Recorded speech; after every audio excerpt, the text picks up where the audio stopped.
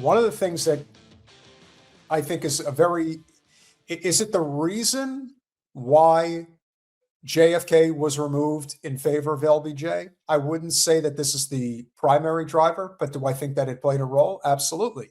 So up until 1965, or in this case, 1964 being the last year, that our coinage in the United States, half dollars, quarters, and dimes were made out of silver. In fact, the concentration of it was about 90%. It's pretty impressive when you think about it. I like copper the most too. Well, copper is useful in terms of its tangible value for. I'm talking simply decoratively. I do like copper a lot. Silver is the same thing. Now, like I said, decoratively pretty to me.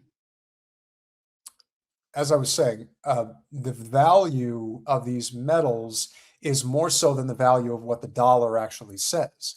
Because if the system is falling apart and people don't trust the dollar anymore, then inflation is going to continue to skyrocket as it is going to anyway. Because again, the money supply does not circulate the way that it's supposed to. And we have just completely denigrated our monetary system. One of the key ways that happened was back in 1964, where silver was removed from coinage. It became known as LBJ sandwiches. These coins were basically made out of copper, were made out of zinc. The value of it just completely was destroyed. This I could get with. Let me tell you, do not know the value of potato until you're around like a hungry Jen. Potato value is infinitely higher to me than gold, I assure you. Especially on any just given day. I'd much rather have but what if gold could get you like 10,000 bags of fries? Well, maybe it can, but maybe it can't. And that would be a supply situation. And in the impending thing that's happening right now, when we're living in small, sustainable communities, I don't know that gold gets me shit, but I know that the eggs my chicken lays, that might get me something that I could use to grow something else. This is what I know. But in any event, yeah. Touche. So potatoes. We continue to bring up the fact that there is something very unholy about what happened to JFK. And of course, it isn't just what happened to him, but it's what transpired after the fact with LBJ. Here's a clip that you probably have not seen before that I somehow stumbled upon online the other day. I have made it clear to the Israeli leadership that I do not support their expansionist ideas. The indigenous people of that land have rights that cannot be ignored. We must find a fair solution, not one dictated by any single group. Oh, they found their solution, Jack. Let's get rid of them. Well, that's the solution. And let me tell you, it worked, didn't it? Yeah. One more time. Listen closely. I have made it clear to the Israeli leadership that I do not support their expansionist ideas. What the fuck do you think they're doing right now? I wonder who was the leadership at the exact, when was this? Who was the leadership in, what was that? 62-ish, 61, whatever years 63. This was. 61? No, 63.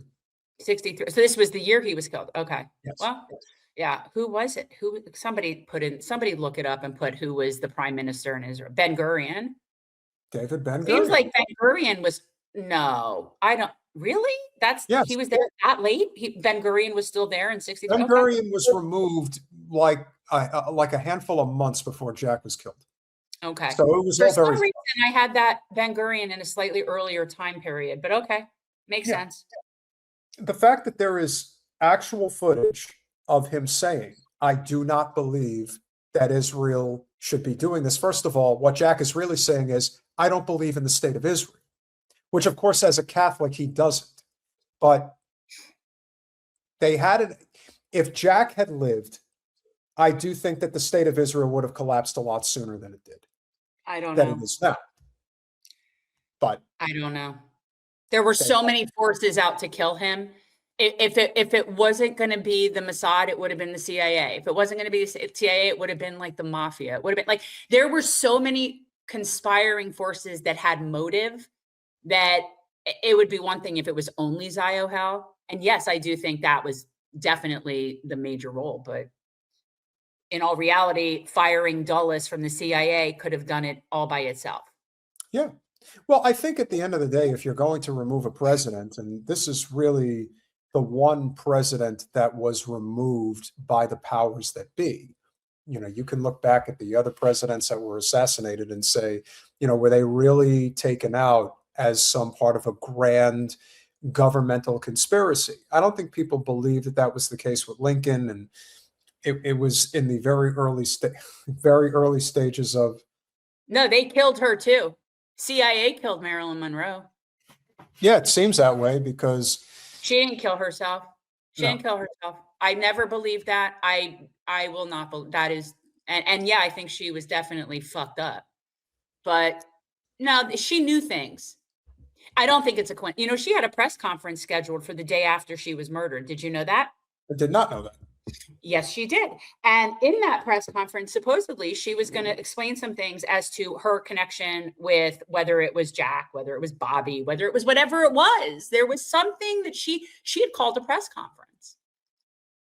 And then she just happened to get dead, and yet had a needle mark in her thigh. I don't know. Not buying it. Then you look around at all the different things that have transpired as a result of JFK's assassination and all the various signs of stories that just all seem to connect like a puzzle. In 1963, you could get away with it, but you can't get away with it now. Maybe. I wouldn't say, I don't know, but something that made her existence damaging and threatening to empire. You look at some of the things that Michael Jackson was saying in particular about Israel, about the Zionist class, and then the next thing you know, he's saying, I think they're going to try to kill me. And then the next thing you know, he is dead. This is where we are, ladies and gentlemen. Now, I'm glad I never jumped on the hating Michael Jackson thing. I've always been very rational and reasonable about it. I've never thought he was some evil pederast. I think Tommy Mottola's an evil fuck, and I think he's definitely involved in some sketchy shit. I think that he's somebody that I could see possibly being involved in like sex trafficking, but I never got that vibe from Michael Jackson. I always said to anybody, I remember my son asking me, Grammy asked me once if I thought Michael Jackson, hurt little kids. No, I would never do anything like that. I always answered that I never thought he had the mens rea, and that if he did anything inappropriate and used poor judgment, it's to me, in fact, because in his mind, he was always a child to begin with. I think he was so messed up. But yes. I never bought that. I never bought that he calculated and manipulated and hurt children. I never got that feeling from him. And then you have people like Macaulay Culkin and Corey Feldman, who have been consistent saying that was bullshit about Michael Jackson. And I feel like especially somebody like Corey Feldman, no reason to lie about that at this point. Well, he lies about just about anything, but the guy is clear. If there's one thing I can safely say about Corey Feldman, about the two Coreys, they were unbelievably habitually abused, and I 1000% do believe what Corey Haim intimated before he died, that Charlie Sheen abused him when they were filming Lucas in 1985. I don't know, but then Feldman said it wasn't Charlie Sheen. I don't know. But there's a difference. Corey Haim is dead and Charlie Sheen is alive, and you have to remember that sometimes people just want to, protect certain people. I never bought that Michael Jackson was a predator. I definitely always thought he made stupid judgment calls that may have appeared and been inappropriate in terms of having children sleep in your room with you.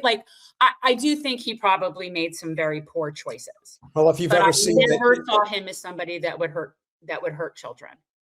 Well, if you've ever seen the episode of The Jeffersons on South Park, you'd understand. That is some funny shit. What's the matter, Stan? Did you have a bad dream? Oh, yeah. Well, now it comes out that Bad he dream. is protecting them from the Epstein Yes. files. So the Epstein class are the people that had him taken out. So yeah, that makes the most sense to me. Michael Jackson absolutely was abused as a child. Oh, he was so damaged. And the thing that also doesn't get talked about enough, and this is one of the things, if you guys remember when I did have that podcast conversation with Stu Peters, that there is an element of his so-called crusade that I do believe with, that I do agree with. And that is when these children get abused, and it is far more common than people want to admit, whether it's through trafficking, sexual abuse, physical, mental abuse, etc., there is a loss of innocence that children will have that they should not have to deal with. And That's what I think. differently. And I always had that. That's why I said, like, he never had the mindset to be capable. I never found that, again, and you don't know people. You just know what you see. But I don't know. He kind of wore his heart on his sleeve in so many ways, and his music was his art. And yeah, I never got the icky vibe from him as much as I felt bad that he was so broken vibe. Yeah. That's how I always saw it.